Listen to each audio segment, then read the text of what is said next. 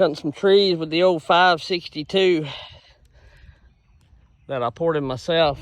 It's got a 30 thou pop-up in it, muffler mod, and the exhaust is about 101, 102.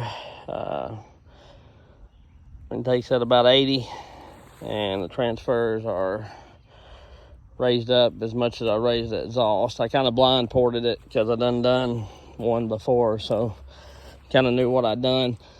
But anyway, cut these trees this morning. I don't know, been here maybe about an hour and a half, and done got them all topped, and I've only run through about 2 tanks of fuel in that 562. That's why I like it, because it's nimble.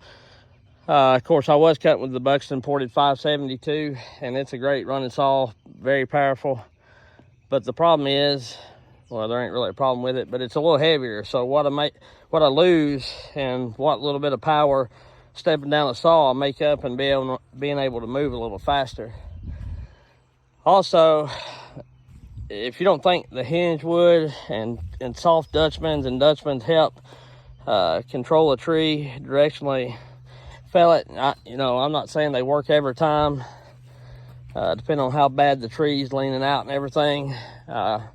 But they do help, and anybody that says otherwise just don't know how to use them correctly. They don't have the knowledge of the physics of trees, because I've heard a lot of big YouTubers say, you can't, the shark gill or the triple hinge or the Dutchmans or the scissor wheels and things like that does not help, but they do. Both of these trees here that I cut was leaning straight out there, and I got them to go this way by using a Dutchman and cutting that wood off and letting that tree sit down and swing on around this way. Because when the momentum of the tree gets going, it sits down and kind of falls forward, because you've got that 1/4 inch or 3/8 curve for whatever, and it gives that tree just enough sit down and swing to swing on in. And that, if you got good wood, like this is hickory, so it's stringy. See, I'm pulling fibers. Red oak sometimes is a little tricky depending on where it's growing. If it's out in the woods like this, it breaks off pretty easy. Like this is a poplar. I done a little bit, got it to sit down, and it come on through. So yeah, it's they work. You just gotta know how to use them and understand them. You can't cut, you can't cut backwards and expect it to work like some of the big YouTubers do. And that's why they only use wedges and put traditional face cuts in, because they want to cut that leaning away from the leaning side first, and it just screws you all up.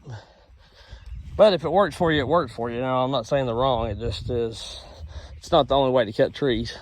Anyway, we'll catch y'all later. I'm gonna get to cutting some. I ain't videoed a lot, just due to the fact that I've been trying to get after it, and we'll do some comparisons with this 562. I've got a video of it stock. Now that I've got it ported, I will do some comparisons. I don't know how much faster it'll be. I've got the 562 Mark II coming from Buxton.